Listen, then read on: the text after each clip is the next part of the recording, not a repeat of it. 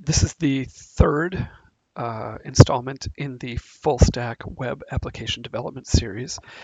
If you recall, in the first two lessons, we looked at creating an Express server and using NPM to create our server. And then in lesson two, we created a Mongo database and saw how we could uh, connect to that database with our Express app.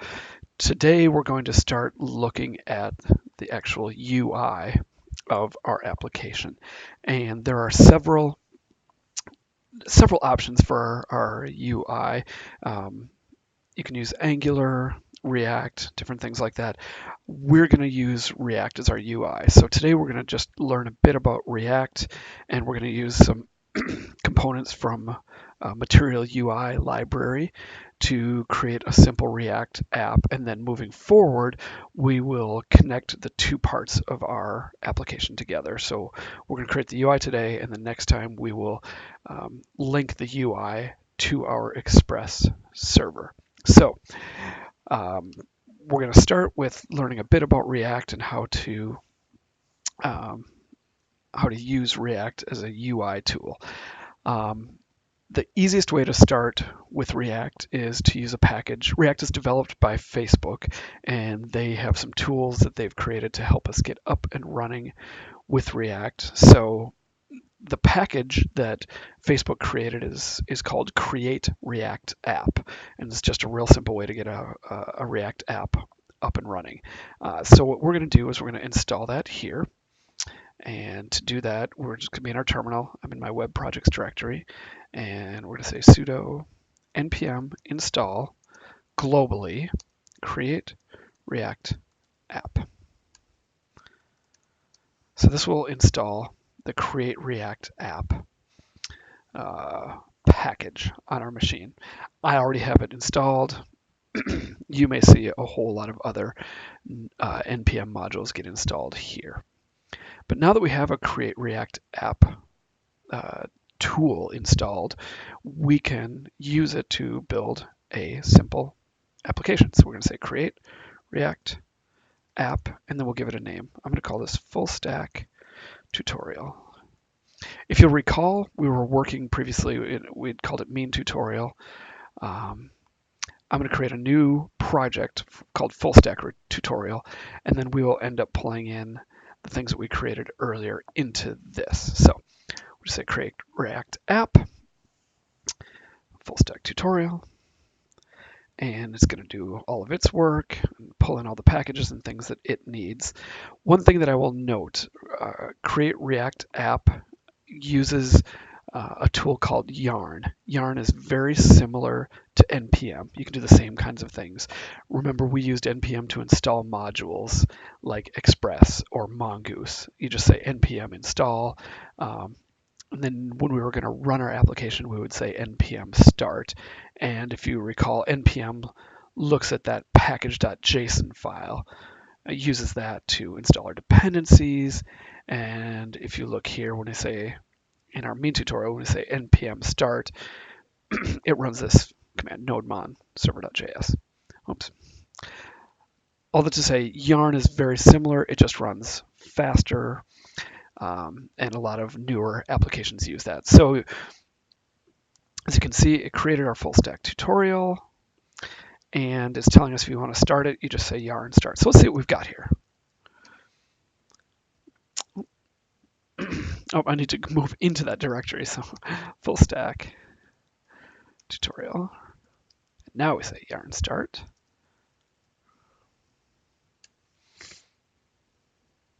Oh, did I not? Full stack. Oh, I mistyped it. So I'm going to rename this real quick. Move full stack tutorial to full stack tutorial. That's the correct name. Now I'll change in that directory and say yarn start.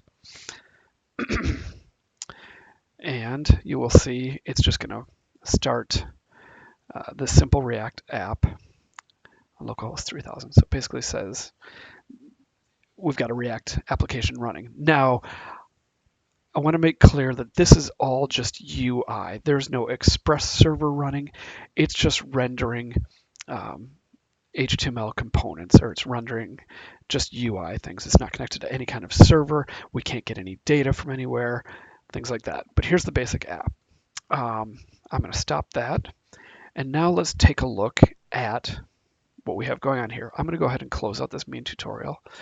And in my VS Code, I'm going to open Fullstack tutorial. And we'll see what we've got here.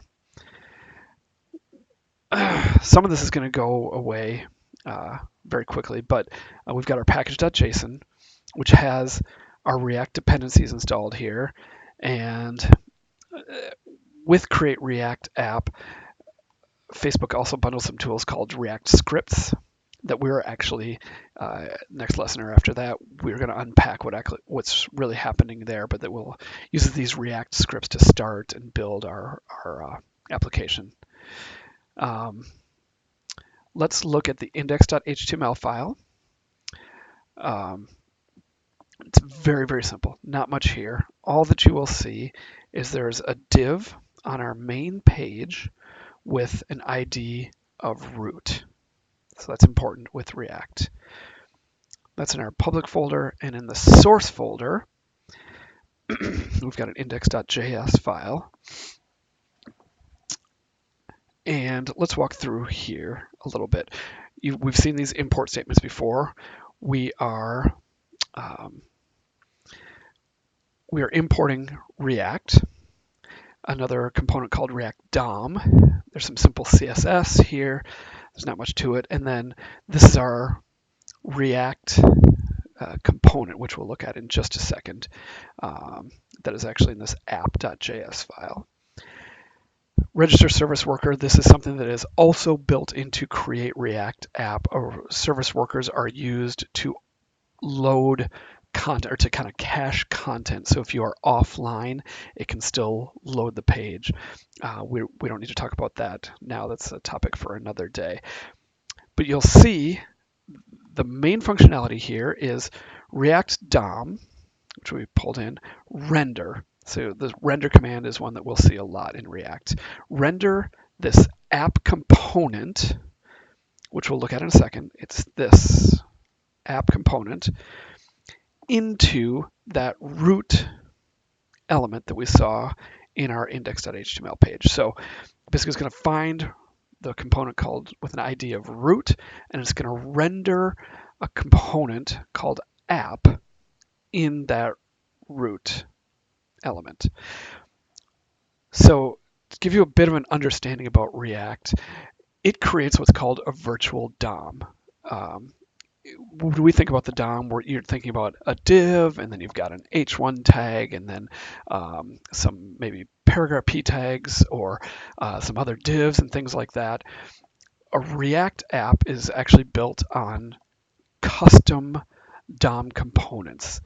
For example, we'll see this app is a custom DOM. So it's not a div, it's its own thing called an app. And in this app file, that will tell React what to render, or how to render the HTML. React uses a language called JSX to render these components. And this app component can in turn contain other React components. And so you build this whole kind of virtual DOM tree that's made up of React components. Hopefully that makes sense. Let's open up app.js to take a look at what we've got. So this is a very, very simple React component. At the top, we import React and another special keyword called component from React. We get our styling, and here we say class app. This is the name of the component that we're rendering. So you can see here, it's going to be identified by this app tag. Extends component. It's an extension of a React component. And every React component will have a render function that tells it what to render. And in this case, we're just returning some HTML. Now this should look familiar. We've got a div, class name app, with a header, The source is this logo, and we saw that kind of funny looking, um, kind of looks like an atom thing there. It says welcome to React, and then to get started, da da da da. So we saw all that here. That's what this HTML looks like when it's rendered. So it's important to notice, so we're exporting app. So in React, when we render app, it goes in, it finds the app component, and then it renders all of this HTML. So that's just at a very high level how you render UI using React. There's a lot of other pieces that go along with React that we'll take a look at. A component can hold its own data. Uh, it has there are two things in React that we'll talk about. There are a component has its own properties, which are things that are passed in. For example, if I have a component that is a user component that will render information about a user, that component can have properties like the user's name and address and things like that. A component can also have state, which is data that it holds about itself. And we will talk much more about that. But at the core, a component has to be able to render something on the screen.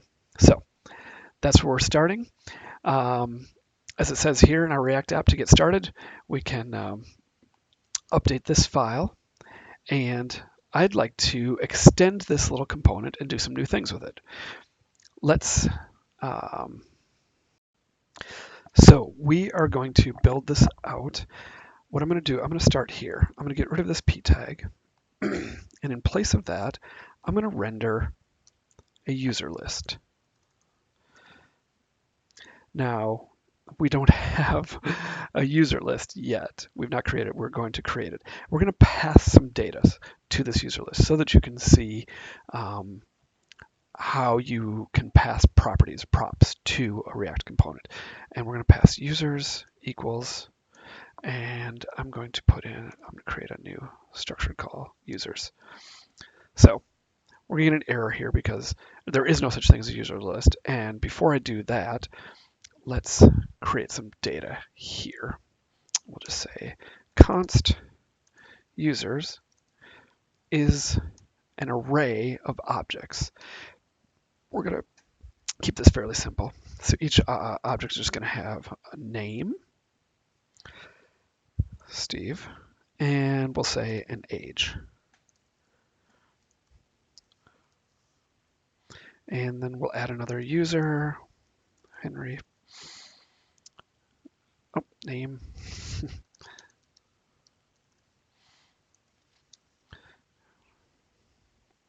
An age.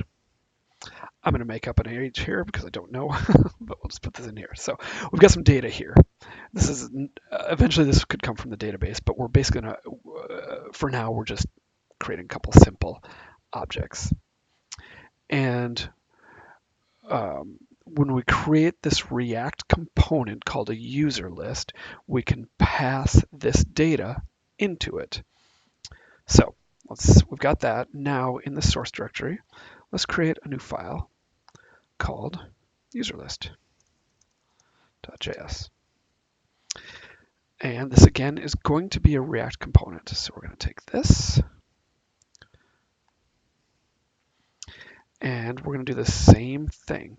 Class app extends. It's not called app, it's called user list extends component. We're going to do a couple things. In a React component has to have a render function, so it knows what to render, but it can have some other things. I'm actually going to put a constructor in this particular class.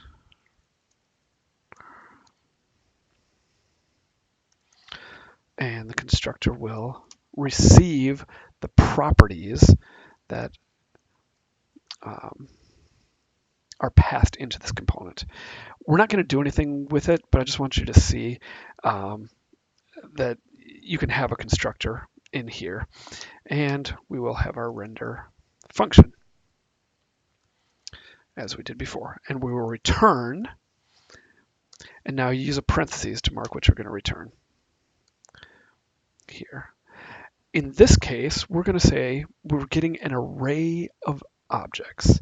For each one of those, we will say, we're going to say props, this dot props dot users dot map, which is going to iterate through each users. So each time through this loop, we will get a user. So this is basically iterating through the list of users that we have. And for each user in the list, we're actually going to return a different, another React component, a user. And in this case, we're going to pass some props to that. Name equals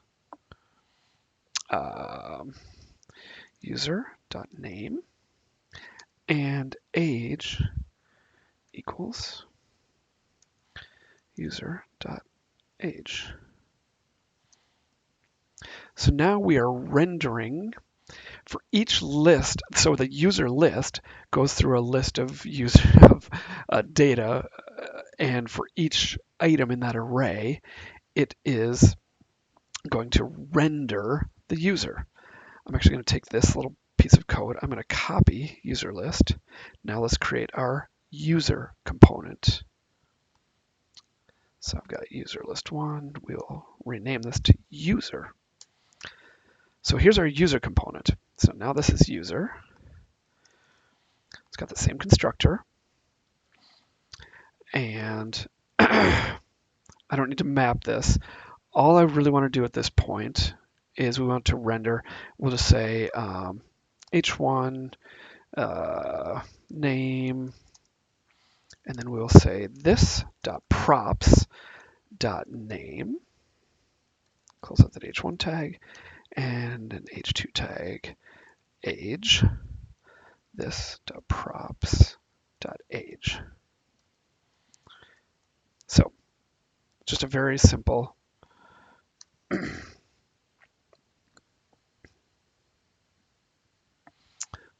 let's see. And that should be all we need. What do I have here? Nope.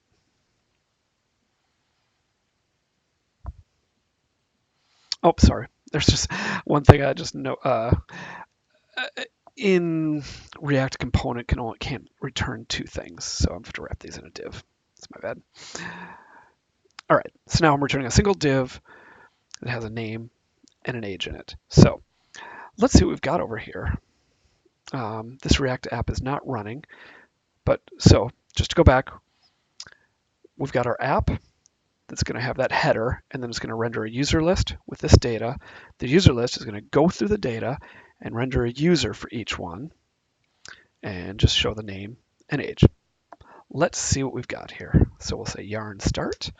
This will build everything again, and see what we've got. Take just a minute. Got our development server. It's loading.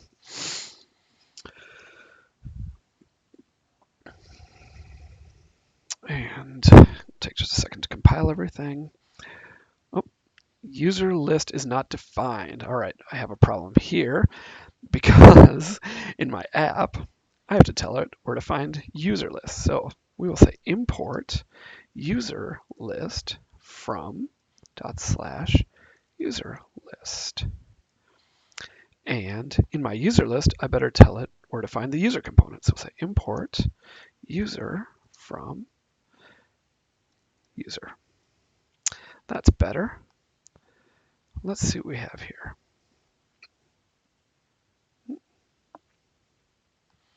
Oh, and I made one other mistake here. In my user component, you'll see here, in my app, I'm exporting it. In my user list, I haven't done that yet, so I need to add that. Export default user list.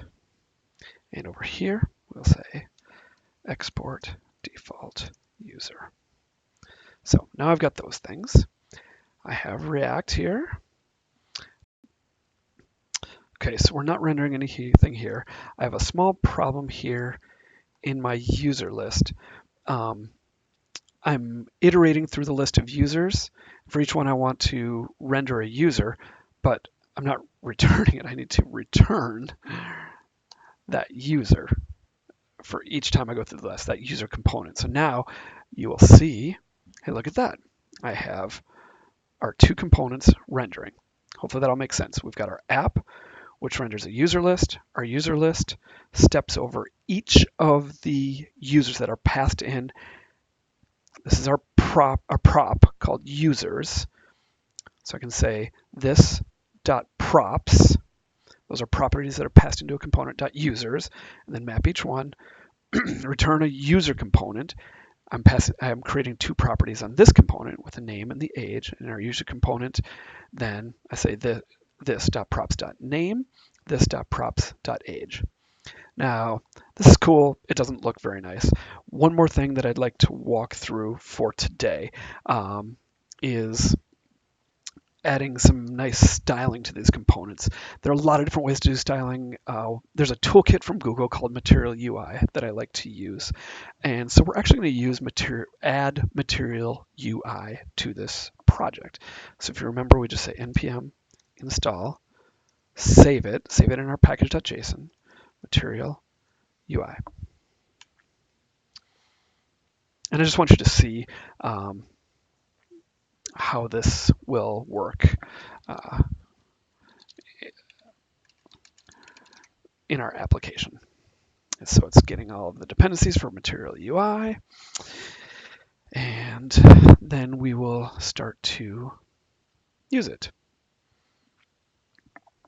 Okay.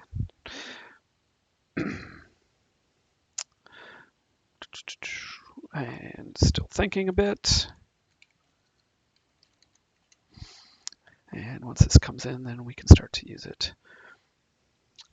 I'll show you quickly that Material UI did get added to our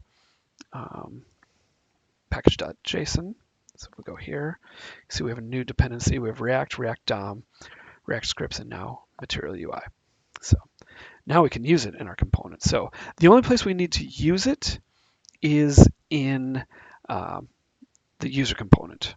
So I'm going to actually say, and within Material UI, there's a ton of different components that you can use. There are buttons, sliders, forms, things like that. I'm actually going to use some UI pieces called cards. And so we're going to say import card and card text from Material UI. Oops. So now we can use those things. And now instead of this div with this stuff, we are just going to say, instead of returning a div, I'm going to return a card. And you'll see what these look like in just a second. And we're going to say card text name. I don't need a space there, name. And again, we can just use the same this.props.name.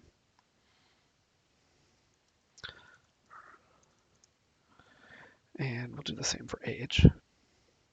So copy this, I'm going to write over these things. Age, age. So now we're using Material UI for our UI here. And this is not running anymore, so I better restart our server. Behind the scenes, those React scripts are doing all of the compiling, packaging them up using a tool called Webpack to render everything, to do that hot reloading. So while this is running, if I make a change in my editor, it will automatically pick up that change right away. So that's what's happening with that yarn start. And let's see, one other thing that we need to do with UI, we need to set up the Material UI theme. So let's do that. Yeah, this is just one of the things with with Material UI, you need to create a theme provider, and so otherwise it doesn't know.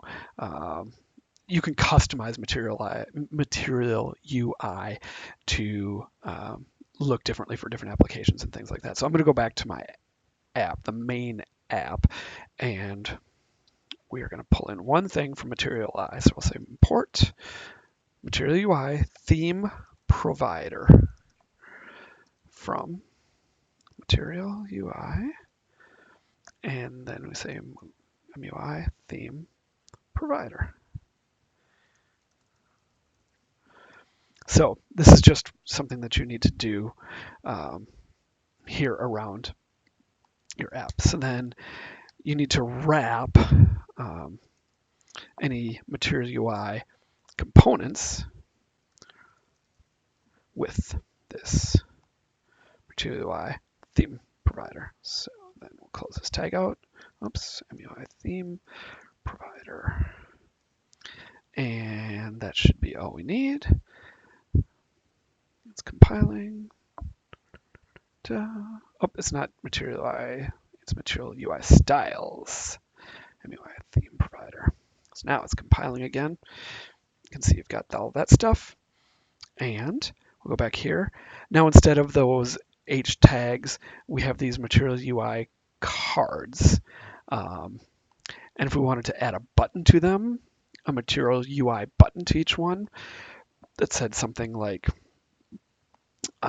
so we would just say something like flat button is another component in the Material UI library. So we could say flat button select this user. So this is obviously not going to do anything, but I just want you to see that using Material UI, you can add these kind of components. So it's compiling again.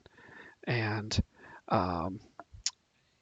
so you can say there are different styles and things like that. So you could say, I believe it is style equals primary.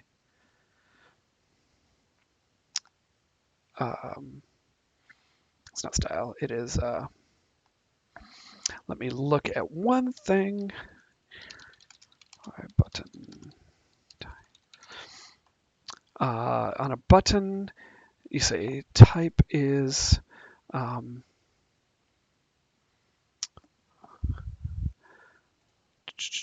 let's see what we've got here. We just say button with, we'll call it primary. Sorry, it is primary equals true.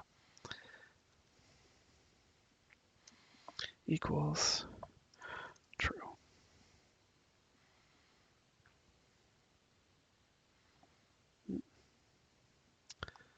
And now it turns blue. You can see that. So you can do a lot of things to change the colors and things like that.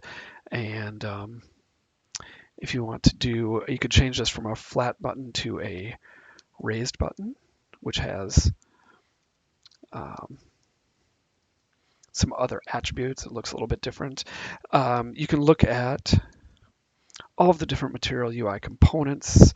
So again, it keeps trying to reload my application every time I type, and so there you can see now it's got the raised button has things surrounding it. If I take out this primary equals true, then it will go back to a different color scheme. So if we pull that out, we'll see what that does. Now you see just a simple white button, things like that. If you want to learn more about Material UI,